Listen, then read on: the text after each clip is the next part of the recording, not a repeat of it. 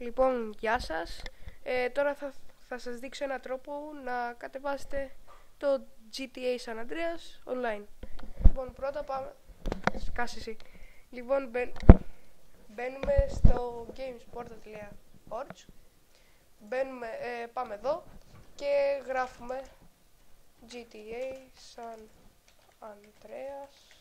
Αυτό.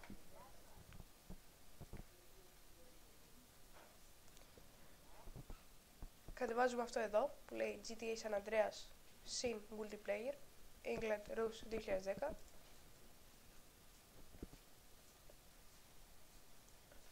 Πάμε εδώ.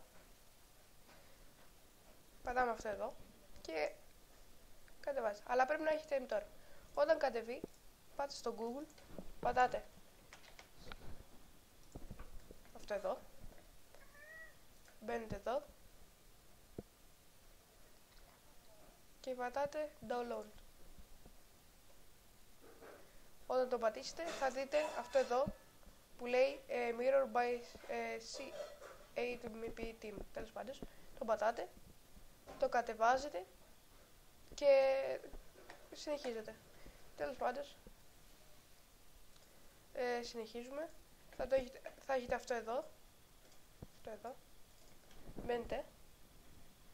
Έχει εδώ στο ίντερνετ πάρα πολλά και μπαίνετε σε όποιο θέλετε.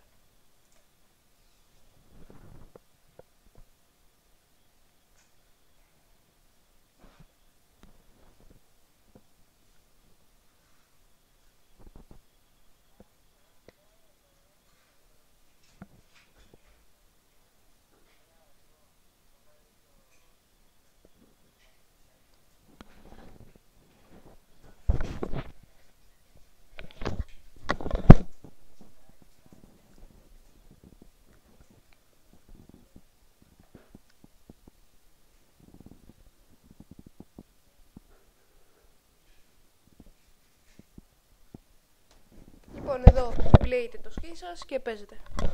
Εμένα, γεια. Κάντε subscribe αυτόν τον βλάκα τον Άγγελο. Αυτόν εδώ, τον Άγγελο Πάσμα. Πολύ βλάκας, αλλά δυστυχώς τον αντέχω. Τέλος πάντων, γεια σας.